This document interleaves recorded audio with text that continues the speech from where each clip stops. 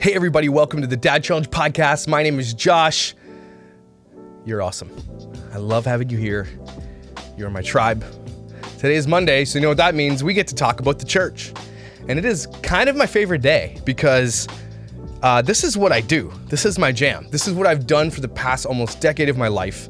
And it's something that's really, really interesting to me, understanding the culture post living it, post drinking the Kool-Aid, post understanding it, and now realizing all the things that I did and messed up on and realized later. But hindsight is 2020. And the only way we get better as people is to actually understand by going through it, I think. And so I went through this whole process. If you don't know anything about my story, you can check out my story right here, why I'm an ex-pastor. And so now I'm kind of on a mission to call out the dirt inside the church.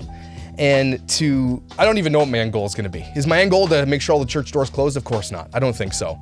My end goal is to find the right places, to help you understand and navigate if you're looking for something to be a part of. I wanna kind of show you the red flags to be looking for. I wanna show you how you can be an advocate for pastors. I wanna show you, what to avoid so that you don't have to go through the same heartbreak and shit that so many of us have already gone through. The one thing that resonates through all these stories is that people have the same experience. Just on my end alone, the hundreds of emails that I've received is just mind-blowing about the stories I've got. I've gotten calls from people in the middle of the night. Hey, I didn't know you were gonna answer your phone. And they're telling me stories about their pastors and their abusive pastors and these people taking advantage of their situations for money, for fame, for clout, for sex, abusers. The church is full of disgusting people. The world is. The church is not separate from it. And here's the problem. It should be, right? You should trust your leaders. You should be able to go to a place like this of faith and trust your leaders. But the Catholic Church has failed you a million times. There are cover-ups you're never gonna hear about, probably in hundreds of thousands, okay? The Christian church itself has done the same thing, the same dirtiness to people, covered up stories, optics, everything else. And so it goes into this whole culture of this new way of doing church. And again, I will always tell you this, guys. Go watch American Gospel. It's this amazing documentary calling out the way churches have shifted from the gospel to where they are now. And that's what we're talking about today. We're talking about the Sunday morning country club, the cruise ship church, the place to be, the hoppin' coffee bar, the playground, the insane budgets, the things that go on inside of these mega churches. And they're not all mega churches. Some of them are just trying to copy the mega churches. I'm gonna talk to you about my experience inside this type of building, because I'm not calling it a church. I don't believe it's church. And the culture surrounding it and why it's gotten to be where it is and why it's a $1 billion industry. Billions of dollars, okay? Sort of touched on this last time with tithing, where I said stop tithing to mega churches, okay? And the whole point, just go watch that here. That's an important topic. Tithing was a big one, and a lot of people had their eyes open, oh, you can tithe with your time, you can give your money to wherever you want. If it's in Jesus' name, do what you gotta do. I've been talking to a couple that I've just researched on Instagram and just found them. They sound really cool. I don't wanna give it away yet in case they don't wanna talk to me, but it's this crazy idea of deconstructing this ideology of being a Christian. Deconstruction isn't necessarily a bad thing, because the rebuild is what happens after it. And so that's kind of what the process, I've realized that's the process I'm in right now. I'm deconstructing who I am as a believer and building it back up brick by brick and really understanding what I'm supposed to be doing as a person of faith. Okay, so let's get into it. Let's talk about the Sunday morning cruise ship church. So I worked at a church that would be considered a mega church, okay? In Canada, a church of my size, about 2,400. That's a mega church here. Again, I told you before, you need to want to be a Christian in Canada because Christians are hated here. Nobody likes us. It's a very liberal country. It's a place that is just super identity politics. It's very much about what you say. There's a lot of virtue signaling in our politics about I say the right thing and I do this and that should be good enough. Our politics are crazy. It falls down into every aspect of our life, even church, right? Let's talk about status. In my town, if you go to the church that fired me illegally, that's the church to be at. It's the one where it's oh, you go there? That's kind of cool. A lot of churches around the country in the US are like this. Notably, the big ones like Bethel, Elevation, North Point, Passion, a lot of the ARC churches, a lot of great big churches out there. The ones in Texas, you got, what's the one in Texas? There's a big one in Texas. I don't know what it is. But it's about a status, okay? So when you enter the walls of these buildings on a Sunday morning, it's actually mind-blowing the level of marketing that is happening. Some of these churches, no kidding, spend upwards 10s, 20s, 30s of thousands of dollars pumping scents into their HVAC so that their building has its own scent. It's like walking into a mall or a Gap and all these places that have these scent marketing things. To me, that's crazy. Like, it's like, if you don't watch John Christ, go head over to watch John Christ's video about church hoppers or church shopping. It's basically these couples who are looking for a church and they're looking at legroom and what kind of coffee bar they have. And it's funny, but it's absolutely effing true. And that's why it's funny, because people know it's true and they're like, oh, it's funny. But deep down, you know it's bullshit. Okay. So you get into these places and it's status. Or here's another thing that people are looking for. They're looking for a place that affirms them. So if you go to Joel Osteen, who's an asshole, his church, okay, people go to his church to affirm and to be okay with wealth, prosperity, health, and they love that type of message to them. Oh, it's about me, and you be you, and you're amazing, and you should feel good about your life, and blah, blah, blah. And I'm not saying that you should not feel good about your life, but again, we talked about that. The gospel is not an affirming thing generally. There's a lot of stuff to celebrate in the gospel, but if you stack your life up against the gospel, you are going to be sorely disappointed in who you are. And so Joel Osteen skips that whole part and tells you that it's all about you, God, you. And I mean, there's other pastors out there, Stephen Furtick, who does the same thing. Todd White, who recently came out and said, oh shit, I've been doing this wrong. It's another story. And good for Todd White for doing that. That's going to be another topic for another day. But there's too many pastors who are not like Todd White, who are just perpetuating this because it makes them money. And it makes them a lot of money. Okay, so these churches are status symbols. They are places to go to say, that's where I go, and that's kind of who I am. Hillsong's one of the biggest ones like that. And they attract the young people with the dumb hats. I hate these hats. I don't know why I keep talking about it, but I hate this new worship hipster culture where they just dress ridiculously. They look ridiculous. And like, I don't know why that bothers me so much, because it shouldn't, and I'm very judgmental in that, and I'm just like, it just irks me a little bit. You want to be so different for the point of being different, and I sort of get it. I want to celebrate people's differences, and I get it, but they're all the same. That's the problem. Anyway, I digress. And so you go to these churches because it's basically a club. And so when you walk into the building, everything is meant to keep you there. If you go to Elevation Church, there's one here near Toronto, okay? You walk in this place and you get preferred VIP parking if you're first. So, put your four-ways on, you park in VIP parking. It's a great way to get people to stay. And that's the point. Everything churches do in these mega churches are designed to keep you there, to keep you tithing, to keep you a part of their numbers. Because it's not a numbers game as far as salvations are concerned. It's just about status, wealth, money, power, and everything else at these churches. You don't think that these pastors, these mega churches have a big chip on their shoulder about how big they are and, that there's no ego about it? You're wrong. You were absolutely wrong. Because I was at a church that only had 2,500 or 2,400 on a Sunday, and I had an ego about it. I was like, I serve at the biggest church. All the worship pastors are coming to me for, how do you do this? And I was like, yeah, I can show you how to do that because I know what I'm doing. And you get an ego about it, and you really do. And it's really, really a culture that is propagated by that, and it's accepted, and it's totally normal. It's crazy how all these little churches will go to all these bigger churches, and they have these lunch meetings and they bring in their staff. How do you do what you do? We want to copy everything because we want numbers. And then those mid-level churches go to bigger churches, and those churches will show you how to do it. And then everybody goes up to Drive at North Point and they learn how to North Point Deutsch Church. And then they make sure you buy all their stuff. And so these conferences are great. I'm just saying there's nothing wrong with marketing in church. I'm just saying that they miss the point sometimes. So you go to an Elevation Church, you walk in, it smells amazing, right? You've got a guide with you. So you pull into VIP parking, a salesperson comes up, for lack of a better term, and literally walks you through. Let me take you on a tour. Here's where your kids are going to be, and here's where you're going to sit, and here's what we have. Here's some sunglasses. Here's a t-shirt. They give you swag. It's great. You feel like, holy shit, this is church. You're like, I can't believe this is church. And the truth is, it sort of isn't anymore. It's just one of those cultural things that have shifted to be like just an experience. We never called it church at my church. It was called Sunday morning experience. We never had a cross anywhere, which I was okay with, to be honest with you, but some people got pissed. There was rarely mention of like traditionally Christian words. Like you weren't allowed to talk about that stuff. You weren't allowed to say it. And again, I don't think there's anything wrong with that because I'm post-tradition too, but I'm just saying there's so much deliberateness in the language at churches that it's crazy. So even the people in their leadership team and volunteers, they all speak the same language. Go to a church in your area that's like this and listen to the language. Everybody speaks. Language is really important in these churches. Okay, so you go to this church, we're already in, and you're like already impressed because the place looks fantastic. It's done to the nines.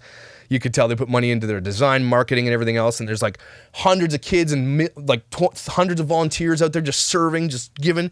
You get into the service and you sit down in these cushy ass seats, and they're nice. Okay, they're nice. And you're like, oh, you're looking around, and I'm on someone who's like looking around for ideas because I'm a pastor, right? I'm like, holy shit, I love all this. Look at the projectors, look at the screen, look at the stage design, look at the instruments, the design. Okay, and they tell you where to sit. They put you in the front.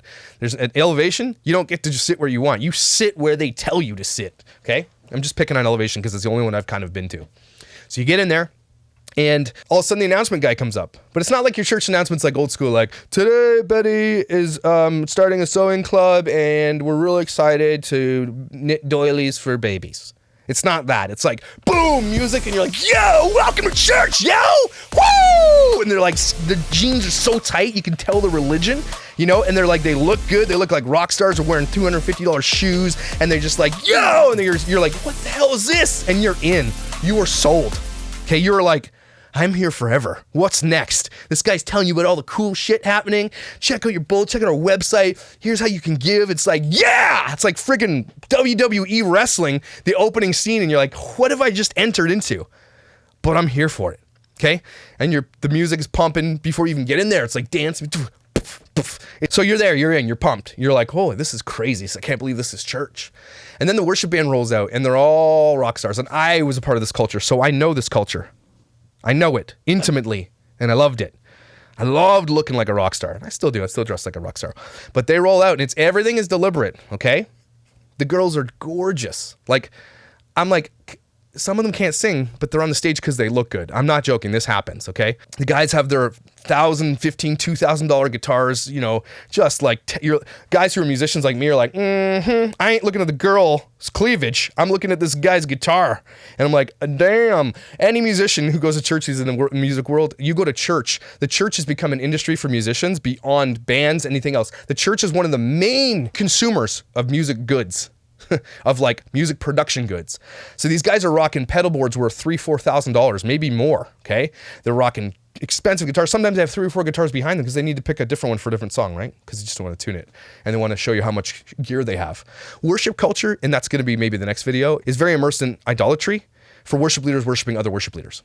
Okay, these guys they live in this world. There's gear pages just literally for worship teams where they talk gear. And it's like they're playing because they're on stage, most of them. And again, I'm a worship pastor, guys. I know what I'm talking about. If there's anything I know what I'm talking about, it's the culture of worship. Okay? Drummer comes out, everybody comes out and they're wearing super, like, sometimes they match. Sometimes church worship teams have color schemes that you have to like wear, and they have like dress codes and everything else. And they bust out in the song and it's like, you guys heard what I did. You heard the way I did. I did it and I love it and I still live for it and I still love the music. So I'm not bashing that. I'm not saying that that's a bad thing. I'm just saying sort of can be a bad thing. So we'll get into that another day. Anyway, music starts and you're like, whew. At Elevation specifically, here's my issue. Elevation has incredible songs. One of my favorite worship writers is Mac Brock, who left Elevation, but then the other guy, I forget his name. They have incredible songwriters, incredible production. Their songs are literally mind-blowingly very, very good and gospel-centric, and they're just so good. And I'm so sad that Stephen Furtick is who he is, but their music is really good. But my problem is that when I go to church, and I sort of get this, because I would do a lot of new songs, but they're not new to me. I've already researched them and I love them, so I would bring them. But they're doing songs that are coming out in their next album. They're not doing songs I know or anybody around me knows. They're just literally, it's a place to market their new songs. And they're good songs, but I don't know them. So I'm like, trying to catch melodies. Get your hand, you gotta have your hand up. You don't know the songs.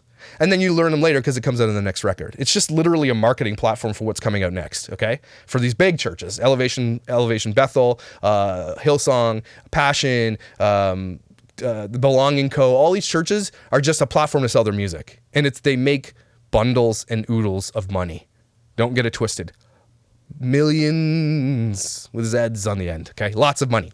So, music's going, you're like, and it's loud. I'm not joking, like you're like, is this a Kanye concert? It's loud as shit, okay? The bass is literally making my anus prolapse. I can't, like, I'm like, oh, even me, I'm like, this is too loud. I'm trying to sing, like, and I love rock. I played in a rock band for 10 years, and I'm like, this is just a bit loud. Like, even me, who loves loud music, and it's just overwhelming, pours over you, and I love it, but maybe concert, again, I'm there for it. And so, but even me, I'm like, this is just like, okay, because I'm analyzing. I'm a pastor who's analyzing every level, okay? I don't get to enjoy church anymore. So someone who's coming there who doesn't know about that culture is just like, They're like inundated. Okay? So worship's over, that a new guy comes up or another message. Hey, here's what's going on, more. Here's how you give. Let's do our offering, blah, blah, blah. And then we're going to go to the little live satellite feed of Stephen Furtick. It's never a pastor at that church giving a message. Stephen Furtick is the pastor of all these franchise elevation churches. They just have staff to staff them, and then they have a pastor on site who never speaks, who's just there. And they're very deliberate in how they dress, how they look, because they all look the same. But here's the thing that got me about elevation. And I know I'm going to talk about elevation a lot, and I want to get into that in another video. I want to talk about church, especially Bethel.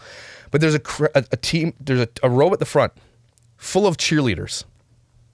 This happens at a lot of churches. And these cheerleaders are literally there to be the ones that are like, yeah, and they're outwardly expressing worship, and bang, the lighters are up, and they're just like worshiping because people behind them see that, and they get like, oh, this is cool, let's do this. And it encourages people to do that. And so I don't think there's anything wrong with that, but they're literally there for that. Okay, they're volunteers to be the cheerleaders of that. And it's funny because the pastors' wives of these churches look the exact same no matter what. I think if you put them in a group, you'd be like, they look the same to me. They all look identical. It's basically these churches look like the shiniest Instagram profile you've ever seen. It's literally Instagram in real life. Instagram influencers and the way that they look, and it's so deliberate. It's almost more about image and optics than anything else because they want you to stay. Everything is designed to keep you there, to keep you coming back. Okay, so the message comes on, Stephen Furtick comes on, and he's very gifted at speaking. And here's the thing with Stephen Furtick. He went from looking like this to looking like this. It's very telling what happens to you and how you look after wealth hits. Like, look at Elon Musk, one of my favorite guys, but he looked like this, and now he looks like this. Wealth is a thing. So Stephen Furtick is a guy that is extremely wealthy. And so he comes on and gives his message, and you're like, this is really good, but it's not gospel at all, and it's about generally... it's feel-good TED Talk stuff. This is what modern churches do. This is what these country club cruise ship churches are. They're feeding you pablum. They're feeding you, just feeding you feel-good shit that doesn't really mean anything for your faith whatsoever. You don't go away thinking, hey, I've really learned something about God and my faith in the Bible today. I've really learned something. You go away thinking, man, that guy's badass. Do you see his shoes? He has ripped jeans.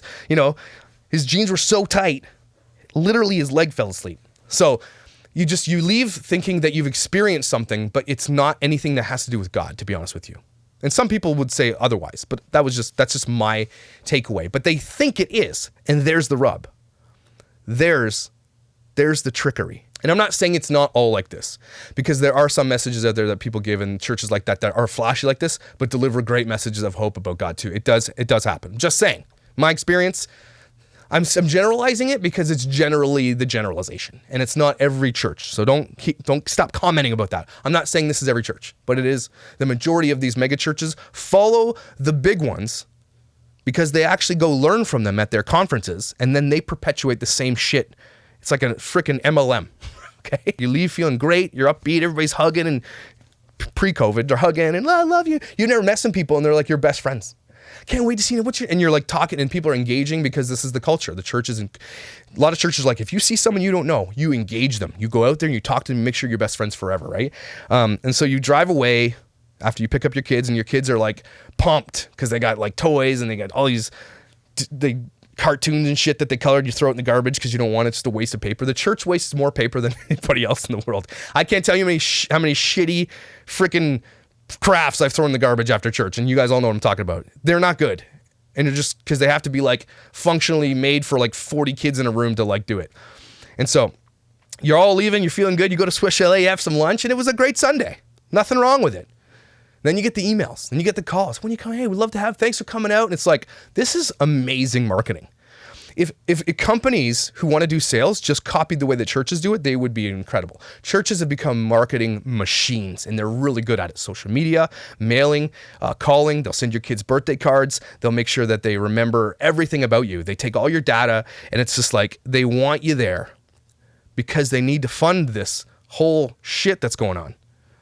Like, this is crazy. This costs a lot of money to fund these churches, okay? The staff on these churches they make good money.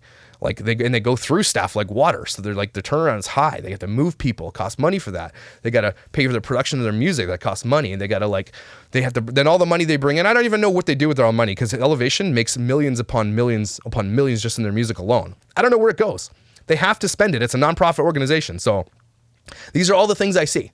Okay, so that's kind of what happens when you go to one of these churches. And I'm using Elevation because it's the one I've most recently been to and seen. Here's another thing about Sunday morning country club churches that really pisses me off. People who use these places as networking for their businesses. Now, I cut this part out of my part 4 of my story, or part 3 of my ex-pastor story. But basically, there was an elder at my church who was my wife's friend, who was her employer, okay? And she basically by omission lied to my wife. Took her out for lunch after knowing I was going to be fired and just shot the breeze and was like, yeah, awesome. Didn't mention to us that I was being fired and just ignored the fact and just basically lied by omission as far as I'm concerned. Didn't outwardly lie by saying things. Didn't say, yeah, well, can't wait for you to come back. She just didn't say a word, and she just knew all about it and then lied. Basically, I feel like she lied to my wife. Anyway, this elder is all the elders, especially in my ex-church, are all in a platform of huge wealth and privilege. Okay, and this one does a job, and that needs a network of people to do things for her job. Okay, I'm not going to say what it is, but it cannot be denied. The bigger you are in a church, the more leadership and the more visible you are, that you become a person in people's eyes that they trust. And so churches that allow people to use their buildings for multi-level marketing schemes, Mormons, I'm looking at you, crazy amount of multi-level marketing happens. Realtors that are in there doing that kind of stuff, like people selling, doing all their essential oils, and people who are just using the church as a platform for their business. This is what happens in these churches, and they attract these type of narcissistic people because those people are going to be part of those small groups and their Bible studies and everything else, and then they build the relationships and they use those people to make money. Cannot be denied. Multi-level marketing in churches is rampant, and it needs to stop. I can't tell you how many hashtag boss moms there are in churches on their Instagrams who are like, they're influencers, or they sell things because they're stay-at-home moms and trying to make an extra buck, and they use the church for all these things, and they reach out for Bible studies, and they tell you about their oils, and they tell you about everything they're selling, and it's just a big place to sell. And church is literally abused for this, and the leadership rarely does anything about it. Rarely. Okay? Very rarely. And they actually sometimes allow these people to have meetings at the churches and to use it for this type of thing, and it's not what the church is for. It's not a place for merchants to come hawk their shitty wares at you. Oils and tights and candles and scents and shit like that. It's not a place. And realtors are one of the biggest proponents of this, as far as I know, at least 5 realtors at that church. Not saying they all do that, but it can't be ignored that some of the most outgoing people are realtors and they use those things. So that's one thing that happens at these country club cruise ship churches. And so the reason we call it cruise ship church is because it's meant to serve you at every capacity, to make it easy to just ingest everything in a really, really nice, put a little package, a little bow on it, send it to you in a way that's like keeps you coming back, in a way that says, this is a place that loves me. This is a place that I belong because I love the message they give and all this stuff. But here's the test of a real church. See what happens when you need something. See what happens when you call out to the pastor for support, for counseling, for a meeting one-on-one. See what happens when you want to try something in ministry. See what happens when you want to join a team like the worship team, but you don't think that you have the ability to do it, or you want to maybe develop an ability. On my worship team, if you weren't good enough, we had auditions. And if you weren't good enough, sorry, but I didn't do it that way.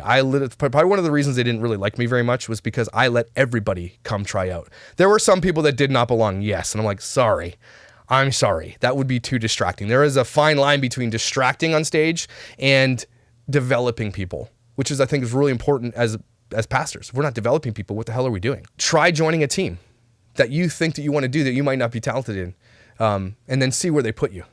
Right? It's all about, like, we need volunteers. Well, I'd like to volunteer for the thing. Oh, not that though. We want you to go over here and do this. Try finding support in a megachurch. Try finding really tight community in a megachurch. Try getting any of that. You're not going to find it. It doesn't exist. Pastors are supposed to be very accessible people that are supposed to be pastoring a flock of people, meaning you're supposed to be there for them spiritually when they need something, to hear them, to be at their side when they're sick, to be that person that is shepherding them. That's your job. These church pastors don't do any of that shit. They hire pastors to do that. You meet guys, what's your job? Oh, I'm a pastor of Christmas decorations. So whenever there's Christmas service, it's my job, and I make sure the church looks good. There's pastors of macaroni and cheese. There's pastors of like everything in every church. Pastors of cleaning toilets. There's pastors for everything. And so that the main leader, and sometimes they're not called pastors anymore, they're now teachers. or teaching pastors or executive pastors, or that's how they get away with this. And so these churches, again, they seem great on the surface, but here's what happens. So many people go into them and they get disenfranchised so quickly. Maybe after a little while, they serve, they do everything, and they give money and they do everything, and no one knows who they are. And I'm not saying that you serve to be recognized. That's not why you should be doing it. Some people do, though, appreciate saying, good job for serving this weekend when you did those things for the kids at the youth retreat, or you came in and you shoveled the driveway, or thanks for doing the parking and all this stuff. There's so many people who serve at a church, it's almost impossible, especially these large churches, for these pastors to say thanks. Some churches do it really well. They create this culture of volunteerism that's like, you want to be part of the team because it's a club, and they've made it super exclusive, and it's really cool, like North Point. You can't get on North Point's worship team unless you can't. You're paid. A lot of churches will just pay the people they want to be on stage, and they're paid highly to be up there. Some of them aren't Christian. They're sometimes hiring people from like the community just to come in as an outreach, and that's fine. But generally, these churches the public positions aren't volunteer. They're all paid because they need to control the optics. They need to make sure that it's perfect, and they're paying top dollar to get it. So again, if you want to go to one of these mega churches and you love music, good luck. You're not going to be able to. So that's one thing that really pissed me off about that culture of worship, is that I actually used it as a place to develop people who wanted to do it. And I really did. And there were some people who didn't belong up there. But I said, you know what? You want to give this a try? Let's do it. And I would refine by the fire. We're going to do this. And I would put them up there. And sometimes it didn't work out, and sometimes it actually did. And some people developed a passion for worship that was like, thank you. And I'm like, that's what I'm supposed to do. You're welcome. So I felt good about it. I developed a lot of young talent, and it was really fun. That's kind of what's happening in these Sunday morning country club churches. Another thing we can't ignore is the kids' ministries in these places. These churches generally use these places to rope parents into coming, to staying. North Point brags about this. Don't bring your kid to Wambaland unless you want to keep coming back to church. It's like Disneyland for kids, but it's very, very, very deliberate in the way that they market to your kids. Like at my ex-church, massive, giant playground. Like kids would literally be in there running and tearing it up. Like it's their favorite time of the week to come to church. And the parents are like, I come here because my kids like it, right? It's a great place to get them in. But you actually go into these Sunday school classes, and I think Elevation got called out for this at one point for being pretty creepy about the way that they do artwork and actually honoring Stephen Furtick as like a person above. Like it was really creepy. Sunday school at churches generally have become another it's when you go to a cruise ship, you bring your kids, you send them off in the little kids expeditions because you don't want to hang out and you want to have sex because it's your time to be alone and you've got a room and you want to destroy it. I hear you. So basically Sunday morning, your kids go off for an hour, you get to go be an adult, have a coffee and meet with people without having kids coming up and running up and hitting you in the nuts by accident and like yelling and screaming, mom, mom, mom, mom, mom, mom. It's a great place for adults to just like drop them off and let me just be an adult. It's great. Nothing wrong with it. And so kids are in there in these Sunday school classes, and it's mini church, especially at my ex-church. They're doing songs on a projector. They're doing a craft. They're playing a game, and it's shallow. Again, there's nothing wrong with it, but they're not really developing a teaching atmosphere for the gospel. They're not really. They might learn a verse in the color a picture, but they're not really teaching them anything. That's because these pastors in there are just, they're more about entertaining the kids than teaching them anything. It's more about how do we keep them engaged, entertained, so they want to come back. And you're not going to do that by teaching the kids gospel. And they try to we're teaching them the gospel by being fun. The kids if I ask my kid, what'd you do? I played with Lego, or we watched this cool video. They don't understand what they're being fed. It's hit or miss with me. There are churches who do it well, and I know some great leaders who are amazing at it. And there are churches who just do it because it's literally another marketing scheme. Another culture that we need to explore is the culture of volunteerism and programs. A lot of churches will use their platform to develop programs like Alpha, small groups, and like these events that go on, men's groups, singles groups, leadership platforms like the Leadership Summit, which is was led by Bill Hybels, which should be a thing of the past. Like Bill Hybels was one of the biggest liars in ministry forever, and they still do these leadership summits. This is a place where they do all these programming, and it's all meant to be a part of this filling your time. It's rarely about the gospel. It's rarely just about time filling and entertainment. Okay, the music is entertainment. The messages are entertainment. The things you come to, the small groups, it's entertainment. It's meeting with people and hanging out. And they just, all this, because it brings people into this, to the center, to the fold, so that you become a paying member, pay to play. That's how it all unfolds. That's how you get people in. That's how you get your bigger budgets. That's how you get to do the cool things you want to do and build playgrounds and get sound systems and hire musicians and pay for all the things you want to do and the lights and the stage designs and everything else. And so that your pastor can say, look at me, look what I built. I said this last time. These are monoliths. These are trophies. These are testaments to pastors not God. And so that's kind of where I land on this thing. And I'm not anti-church, guys. Let me keep saying it.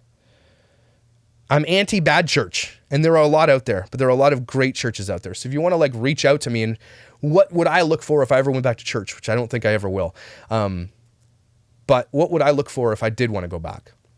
And I've got a whole list of things I look for, and that's maybe another episode, but reach out to me. Leave a comment below. Am I wrong on anything? I'm probably wrong on a little bit. I'm probably overgeneralizing, but this is what I've seen and I lived in and worked in for 7+ years. So unless you did that with me, like me, and you can call me out on it, sure. I'm speaking from experience, people. I'm not lying. This is churches. So I want you to do a couple of things. Go to one of these churches in your community. Even if you're an atheist, I don't care. I just want you to see it for yourself. Find the biggest church in your area that's the most modern, most progressive, most non-denominational church. And this is your homework. I want you to just like take it in and see how deliberate they are about getting you in to stay. Because it's not about your salvation or transforming you for God. It's about keeping you there so you pay their bills. And most of these people that go to these churches are literally people who just left other churches. And they're looking for another one because they were offended by something, or they were butthurt about something, or they didn't get thanked enough. So all the people that left my church went to the other big church. And so vice versa. They keep trading people back and forth. These aren't really reaching out to the community of new believers. It's not really happening because they're not doing altar calls. They're not doing things about like, how do you become saved? Or they're literally not doing any of that stuff. And if you want to meet with the pastor to talk about it, tough shit. He's too busy for you. That's the way this goes, right? He's got to write his sermon. He's got to write his books. He's got to meet with his elders. He's got to make sure the money's being spent right. We've got more important things to do than be a pastor, basically. That's what's happening. A person who teaches and a pastor are two different things.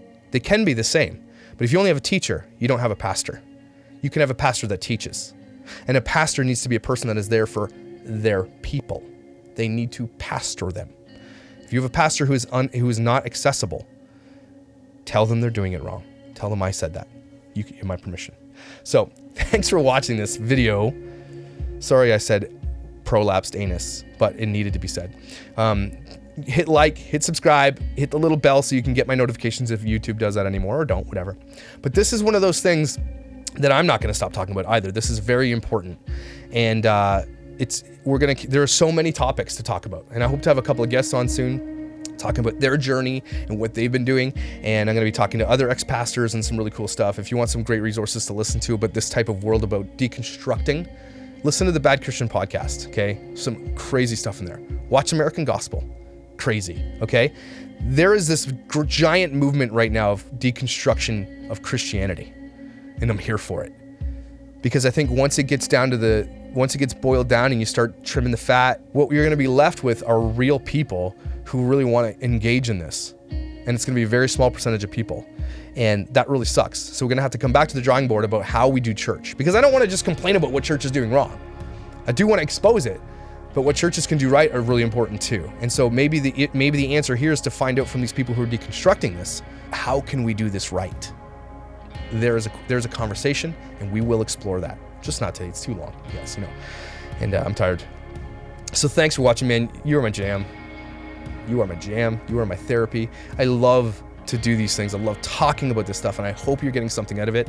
And from the comments and everything else, there's a lot of people who are really, really learning a lot about this culture. And I don't want to scare you away from the idea of faith, okay? Because we're talking about two different things. Church and faith are two different things, and they used to be synonymous, and that's becoming not true anymore. There it is. I said it. I said the quiet part out loud, and I will continue to do it.